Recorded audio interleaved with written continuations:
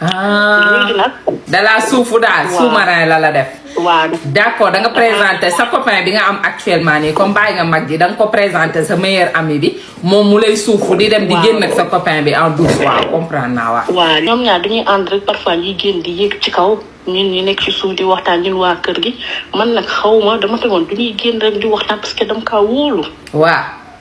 léegi nag ñu toog ba benn jour man ma toog benn jour xaama gaawal kii bi parce que am na ñu ne ñuy woote. waaw ba benn jour ñu toog ma toog ci suuf ñu yéex a ñëw ñuy ataaye ba ñu xim ñaari kaas ñu yéex a ñëw ma ni waa an diw ak diw ma leen di seet di leen say gisuma leen après ma laaj benn rakkam ku góor ki mu ma diw de yéegu na ci kaw ak diw man ko ok waa baax na xaaral ma ñëw ma xool. affaire yi xëy ñu neex de lii waaw. yoo kay xaaral rek. bu ma maa ngi xaar kay. man su ma yéeg du ma diri tànk damaa ñëw di yéeg ci escalier yi ñëw di yéeg moom kër bu mag la mu tourné si balcon bi gisuma xam naa instant yooyu jàppoon ci neex ba man dégg nañ sama tànk mënuñu sax arrêté léegi nag mu tourné waat ci beneen balcon bi gis leen sama copain bi nekk sama ci kaw xarit bi di ko soq lu neex sax rek ma tiit ma ni waaye yéen man damay génn man de kii du diw maa ngi yore woon sama téléphone taal torche bi rek mu tëb jël yéreem sol ko rek bëgg da wàcc escalier man ko déedéet munoo ko wàcc yow foo jëm man ko man damay gént wala xaw ma lii lan la te sama copain bi magam bi moom moo taxoon ba ñun ñaan suñuy diggante sax yàqu mooy sama kii bi xarit bi. waaw lii nag ma fekk leen ñuy def sama xarit bi sama copain man ko yow yaa bon ma koy xas nii ma nga kii sax defu dara rek sama xarit bi neen yëpp mu problème bu moo doon sama copain bi ne ma wax la tey yëpp dëgg mu ma moom depuis ngeen génn moo ñëw si man nii ma yow da ngay génn ak magam te yow bëggoo ma rek may kii ne ñëw yéen ñaar ñoom ñaar ñu génn ñu defante lu neex te man duma ko si sax yëg. xarit neen sama copain ne xarit sama copain bi moo ko wax neen sama xarit bi moo ko wax léegi man ma delluwaat ci magam bi. saa gis nga sama profil bi du man gis nga profil bi. waaw. gis naa profil bi waaw gis naa profil bi. profil bi nag magam bu góor bi la léegi damaa jël waa ba moom fan yi daf may waaj. mignon la de mignon la dafa mignon waa. waaw. léegi magam bi léegi man ma delluwaat si magam bi expliqué histoire bi yëpp magam bi léegi ñu delluwaat ba man ba ma doon ñëw fii mooy fii gis nga sama numéro ba ma doon ñëw foofu. sama xarit bi man baal naa ko sama xol du jàpp waaye moom dafa rus mu jàkkaar man ñëw suñu ko cooy du leen man ko diw baal naa la di xam naa erreur la. depuis ba may gën a nekk xale. waaw. dama nekkoon sama gàlle grande sœur quoi. waaw. léegi sama grande sœur bi foofu laa nekkoon doon jàng si daara ji quoi.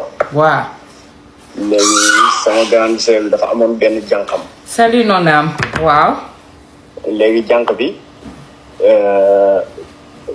heure yi nii ay côté 13h 14h yooyu noonu comme bu ñu defaree. xaaral sama xarit pour ñuy laajte bestie lu muy signifier my bestie mooy ma meilleure wala mon meilleur. Ma meilleure amie wala mon meilleur ami en tout cas ma meilleure wala mon meilleur dans mon cas nag ma meilleure lay signifier vu que je suis votre meilleure moo tax ma def my bestie cela veut dire ma meilleure ok my bestie mooy ma meilleure ok allo. allo yi. waa ñëwal nga ne danga nekkoon sa kër mag bi. waaw comme suñ añee ba pare nii. waaw. dañuy seetlu quoi. waaw. léegi noonu heure boobu noonu bi nit ñi di sees moom fekk moom kii na daf na lu muy def ba pare daf may boobu maa ngi gën nekk xale daf may woo si biir néeg bi. ku lay woo noonu. sama jànko grand sœur bi sama jànko mag bi. waa. moo may woo si biir di ma def ay affaire yu saay xamal mu jigéen boobu maa ngi gën a nekk xale quoi mii dal mu boppam di ma jox taatan di ma koy foowee lu nekk laaloon koy def foofu. c'est un comprendre léegi nag moom ba mu demee ba liggéeyatul foofu noonu nag après léegi man problème laa am si diggante bi damay toog heure boobu jotee daal sama xel day nekk si jigéen man na mu am envie mais du ma mën a xam nan laay def léegi dama laan obligé sax di dem di woo xale di ko yónni muy dem seen kër pour ñu xool ma ko affaire yooyu noonu comprendre nga. waaw mais moom du mujjee boobu daal nangatu doon ñëw daal si kër gi léegi nag si laa jugee foofu noonu loolu ba loolu passé si laa jugee foofu noonu commencé liggéey léegi ba ma commencé liggéey nag xaalis bu ma yor. kala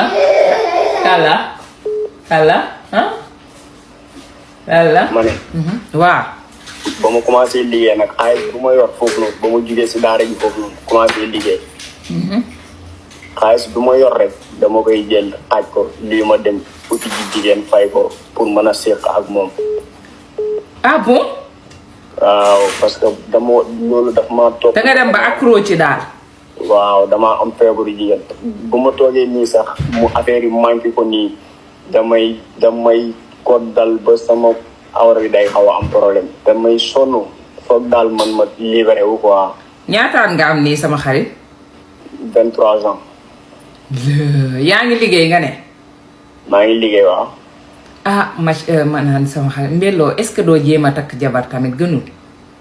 maa ngi liggéey de mais wéccet bu ma am daal gaan dinaa ko xaaj dem ut si jigéen loolu moo may dimbale. ma chérie kan lañ utal appartement ñaareel bi. ñaareel bi waaw. lu tax ñu utal ko appartement. parce que moom ak aaw bi jubóowuñu. mais yéen ñaar jubóo ngeen. waaw man ak moom jubóo nañ man ak ñaareel bi tam amuñu problème. yow ak aawo bi ok. voilà léegi ñu boole ñu kër léegi ñaareel bi ci boppam magam bu jigéen. dafa gaañu bàyyil ko fi doom ju mag. xale boobu nag moo doon xew bi ñuy xew mu tegal ñu man ak aaw bi yëpp. léegi aaw bi ne comme que moom ñaareel bi jubóowuñu. te bi muy xew da koo tegal moom da koo bëgg a delloo njukkal. léegi mu daal di ne day togg bu mag daal di ko yóbbul ñaareel bi. waaw. jour boobu man maa ko jàppale mu togg lépp ba mu baax. mu daal di koy vidéo def ko statut. ok. fekk boobu ñaareel bi dafa ëmboon ëmb bu ndaw. léegi bi mu ko vidéo def ko statut ku nekk apprécier mais man avant que muy dem dama dugg ci waañ bi ma duggee ci waañ bi ma sentir benn xet bu xaw a bon daal. waaw. comprendre nga bi mu ubbee benn bool bi nga xamante ni moom ak bool bi mu vidéo exactement dugal ko statut bi nga xam ne moom ñoo ko togg. waaw. ak bool bi ma fa fekk benn bool la daanaka bi ma ko ubbee dama ci fekk xaw ma boppu xaj la xaw ma mbaam la je sais pas mais bu ñu lëmas kii bu rouge def ci ay pettaaw ak ay puso. allahu akbar. allo. waaw. voilà léegi bi ma ko gisee dama tiit. waaw. ma ñëw sama ne mais bi ma toogee sama néeg maa ngi naan sama xel non lii mënul nekk genre est-ce que nekkul dama koo janneer wala dara. waaw. parce que man ak kii ñoo togg bi. et en plus mënuma ko expliquer kenn parce que li ñu togg man ak moom dugal na ko statut ba wane ko ba daanaka suñu goro yeeg njëkkee ñëpp gis nañ ko. waaw. parce que am nañu ma si woo sax pour wax ma ni genre li mu def rafet na ak yooyu. mais lii problème bi mooy ni que ci ngoon gi fekk dafa ma ni woon man maa koy gunge. waaw. ba si ngoon gi mu ne ma garaawul léegi bàyyi rek ma dem comme bu ma fa jógee dafa am fu ma war a jaar. te man tiit naa ak li ma gis te mënu ma wax kenn ma ne ko d'accord amul problème mu daal di dem. bi mu demee bu foofu ci guddi gi ba bi mu demee foofu ba jóge fa woo na ma ne ma jóge na fa ak yooyu. waaw. mais ñëwul tamit ci kër gi. ba si guddi gi sama jëkkër ñu daal di koy woo parce que jour boobu man maa ayoon. ñu woo ko daal di ne ko mu ñëw ñaareel dafay piqué crise.